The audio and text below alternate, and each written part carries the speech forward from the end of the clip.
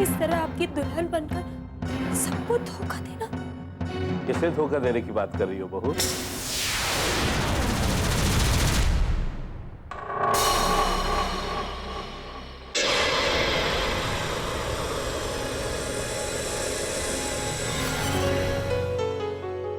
तुमने हमारी बात का जवाब नहीं दिया। जी जी कुछ नहीं, हम बस यही सोच रहे थे कि कैसे कभी कभी जिंदगी में आपके अपने आप को धोखा दे देते हैं और कभी कभी आपको आपके अपनों को धोखा देना पड़ता है। सच से बड़ी दुनिया में कोई ताकत नहीं है बहू। और फिर वो चाहे कोई भी रिश्ता हो, कोई भी खुशी हो, झूठ की बुनियाद पे ज्यादा दिन टिकता नहीं। हमें माफ कर दीजिएगा, काश हम आपको सच बता पाते, पर इस झूठ से ज्यादा हमें आपकी जिंदगी, आपकी खुशी प्यारी है। इसीलिए ना चाहते हुए भी हमें आपको झूठ बोलना पड़ रहा है, आपसे अपना सच छुपाना पड़ रहा है। हमें माफ कर दीजिएगा। और पुत्र जी कितने हो गए? जी कुछ नहीं। ऐ देख, हम तेरे वास्ते कपड़े और कुछ गहने शहने लाए हैं, ले ले। क्या हुआ पुत्र जी, थक गई होगी ना? फ्रेश हो ले, फिर तेरे नाल हम सब बहुत सारी बातें करेंगे, है ना जी? हाँ, हुई ना बात? बस पुत्र जी, ऐसे ही तू हंसते रहा कर।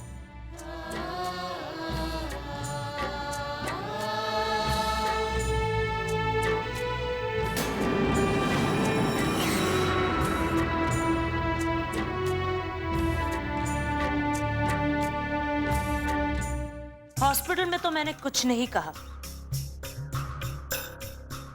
लेकिन मैं देख रही हूं कि विम्मी उस लड़की के कुछ ज्यादा ही करीब जा रही है। मैंने समझाया था उसे, पर प्यार से उसे भी कोई बात समझ में नहीं आती ना। खैर, आप चिंता मत कीजिए, उसे समझाने के और भी तरीके आते हैं। क्या चल रहा है? क्या बात, बहुत खुश लग रहे हैं आप दोनों। बेटा हॉस्पिटल से वापस आया है, 100 करोड़ की डील कर कर नहीं। अरे रोहन की बड़ी से बड़ी डील भी इतनी खुशी नहीं दे सकती जितनी उसे बहू लाकर दे दी। क्या पता बहू उसने दी है या फिर आप खुद ही उठा लाएं। सूरतों में सर का ही भला है।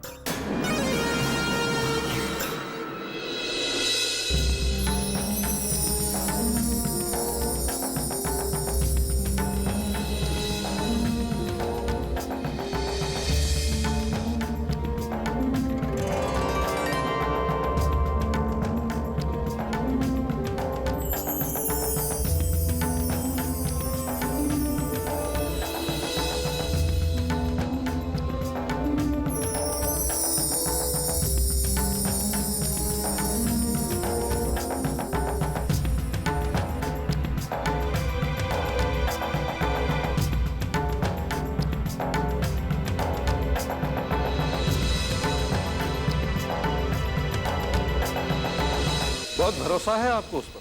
भरोसा है तभी तो, देखा नहीं कितने कीमती गहने देकर आए हैं ये। सारे गहने लेकर भागेगी तो पूरा भरोसा धरा का धरा रह जाएगा। बकवास मत करो, ये मत भूलो जिसके बारे में तुम बात कर रहे हो मेरा बेटा बहू बनाकर इस घर में लाया है। रोहन के होश में आते ही तुम लोगों को भी भरोसा हो जाए। क्या पता रोहन कब होश में आएगा। शुभ बोलो कामनी, शुभ शुभ बोलो। मैं तो सच ही बोलती हूँ, लोगों को बुरा खुद ही लग जाता। बुरा बोलोगी तो बुरा तो लगेगा ही ना।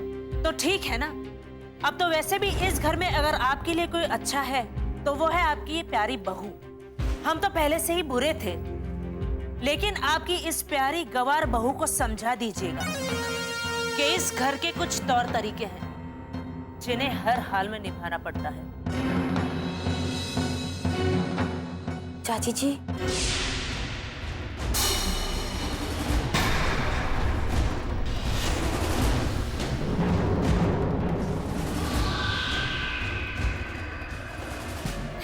पुत्र जी मेरा मंगलसूत्र कितने गया? और मांग में सिंदूर भी नहीं भरा तूने? वो हाँ, अभी अभी आप इसी की तारीफ कर रहे थे कि मेरी बहू ऐसी है, मेरी बहू वैसी है। ऐसी है आपकी बहू।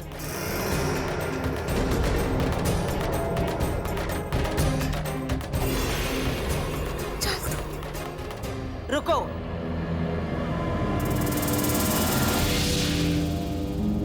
मेरी बात अभी खत्म नहीं हुई।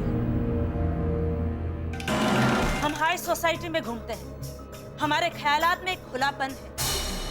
हालांकि हम ट्रेडिशंस को इतनी इंपॉर्टेंस नहीं देते, लेकिन कुछ जरूरी कस्टम्स हैं जिन्हें हम भी मानते हैं। कहने को तो तुम नई दुल्हन हो, और नई नवेली दुल्हन होने के नाते मांग में सिंदूर, गले में मंगलसूत्र तो होना चाहिए।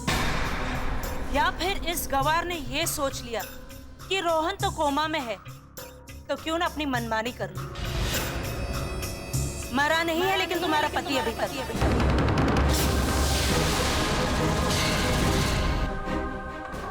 सिर्फ बेहोश हुआ है। थोड़ा तो सब्र करो। बस करो कामनी, बस करो। मुझे कुछ कहने से पहले अगर आपने अपने प्यारे बेटे की इस प्यारी बहू को समझाया होता तो ये सब सुनना देखना नहीं पड़ता।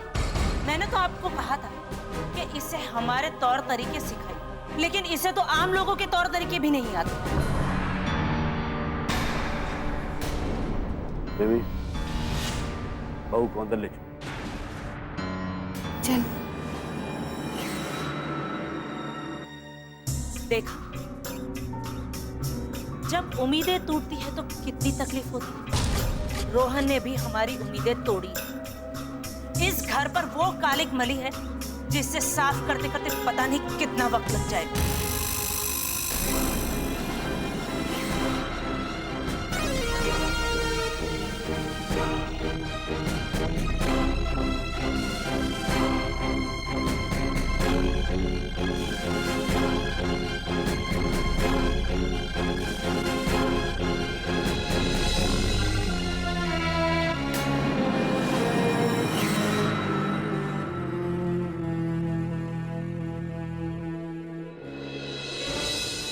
जी ऐसे कैसे कर सकती हो आप?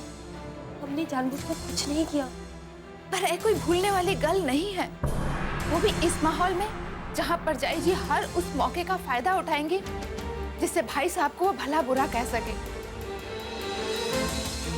ओए पुत्र जी, भाई साहब को तेरे नाल बहुत उम्मीदें हैं, तू भी इस तरह की लापरवाही करेगी? सच में चाची जी, हमारा ध्यान ही नहीं था इस बात पर।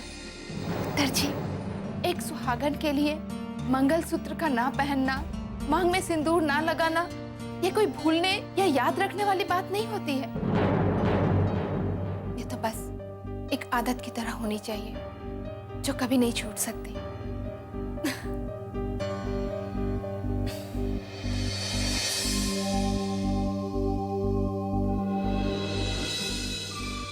ला पुत्र, पहन लो इसे।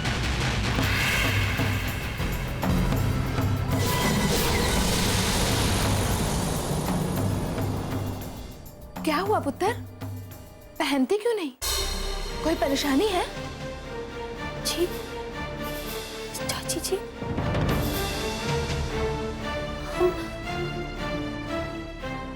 हाँ पुत्र जी, सारे गहने एक तरफ हो तो भी इस मंगलसूत्र का मुकाबला नहीं कर सकते। और तू तो एक सुहागन है, फिर इसे पहनने में कैसी परेशानी? परेशानी ये है कि हम एक सुहागन है, और एक सुहागन के मांग में सिंदूर ना हो, गले में मंगलसूत्र ना हो, इससे बहुत बड़ा अपशगुन होता है। लो, पहन लो इसे।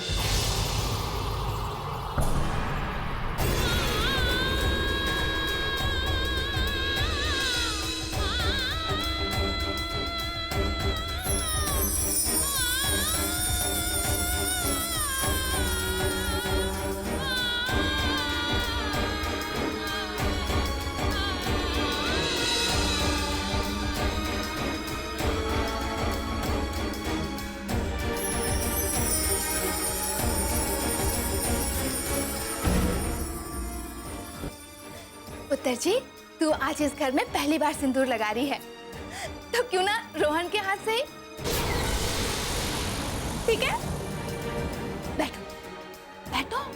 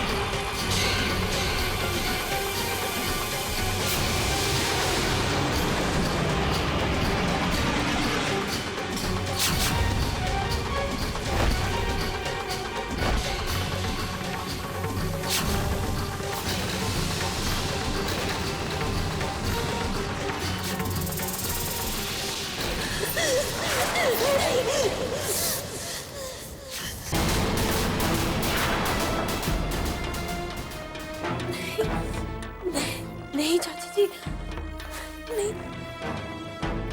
क्यों है पुत्र जी, तूने मेरा हाथ क्यों रोक लिया? चाची जी,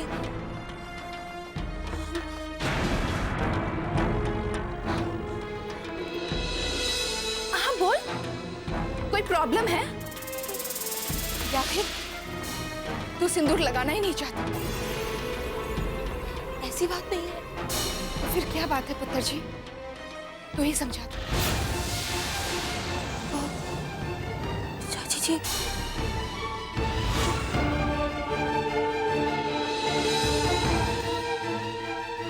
हम बस यही सोच रहे थे कि हम अपनी मांग में सिंदूर तभी लगाएंगे जब ये ठीक हो जाएंगे।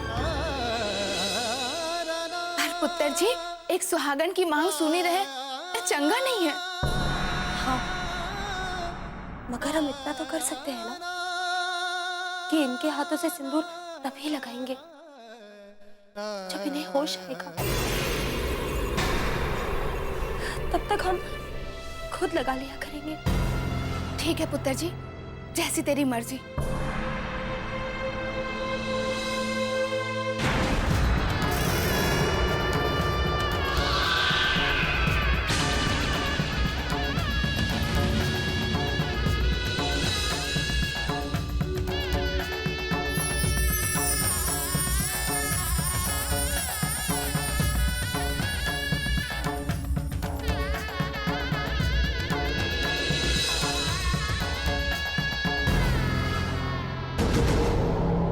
नाना पुत्र जी, ये क्या? ये मत समझना कि हम तेरे साथ कोई जबरदस्ती कर रहे हैं। पुत्र जी, ये रस्म कोई बंधन नहीं है। ये तो बस एक एहसास की बात होती है कि हम जिसे अपना जीवन साथी मानते हैं उसे अपने साथ रखना चाहते हैं। और देखना, रब जल्दी ही रोहन को ठीक कर देगा और रोहन अपने हाथों से तुम्हारी मांग में सिंदूर भरेगा।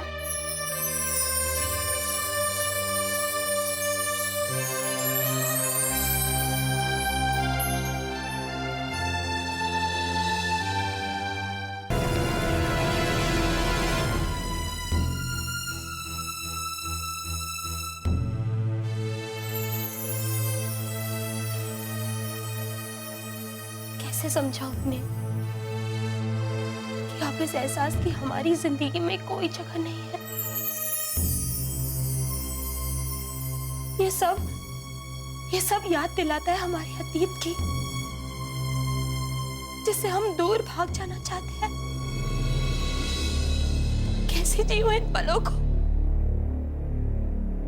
कैसे अपनाऊं इन रंगों को, कैसे,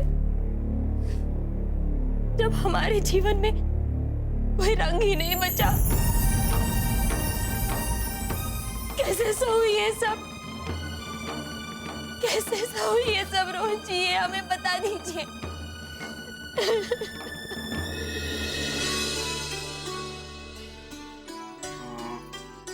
बस ये राज नहीं आया अभी तक? तुमने उसे फोन करके सब बता दिया था ना? पहले तो फोन ही नहीं लग रहा था, लेकिन बाद में बात हो गई थी। और वैसे भी इतनी दूर से कोई उड़कर तो नहीं आ सकता ना, कुछ वक्त तो लगेगा। अजय जी, मुझे तो लगता है आपने बेवजह से फोन कर दिया। इतने दिनों के बाद तो गया है दोस्तों के साथ। किसी पड़ोसी को भी चोट लगती है ना तो हम तुरंत देखने के लिए जाते हैं। ये तो उसका बड़ा भाई है जो इस साल में है। छोड़ो, तुम नहीं समझोगे इन रिश्तों को, लेकिन मैं नहीं चाहता कि दो भाइयों के बीच में जो प्यार हो उसमें कोई आए। ताली दोनों हाथों से बजती है भाई साहब। हेलो, पनीर तो किसी ने लिया ही नहीं।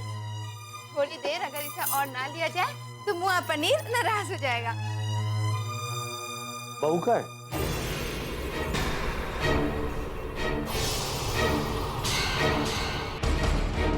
वे भी तुम बताओ।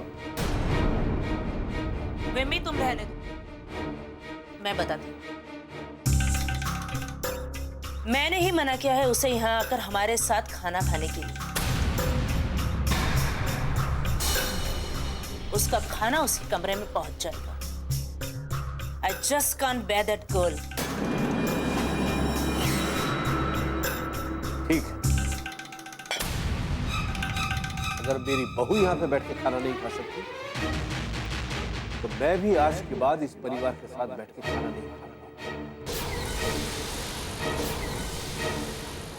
बेबी, कल से मेरा और मेरी बहू का खाना अलग से लगाएगा।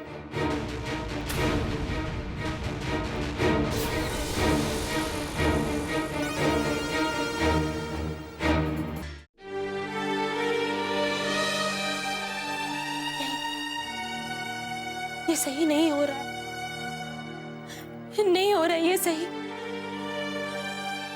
आपकी पत्नी ना होते हुए भी हम इस घर में आपकी पत्नी बनकर आए, ये सोचकर कि आपने हमें बचाकर जो हम पर एहसान किया है, उसके बदले अगर हम आपको या आपके परिवार को किसी भी खुशी दे पाए, हम समझेंगे कि हम आपके लिए कुछ कर सके। लेकिन यहाँ तो हम फंसते ही जा रहे हैं, फंसते ही जा रहे हैं एक छोटे रिश्ते की ऐसी दलदल में जहाँ पता नहीं हम बाहर निकल पाएंगे या नहीं।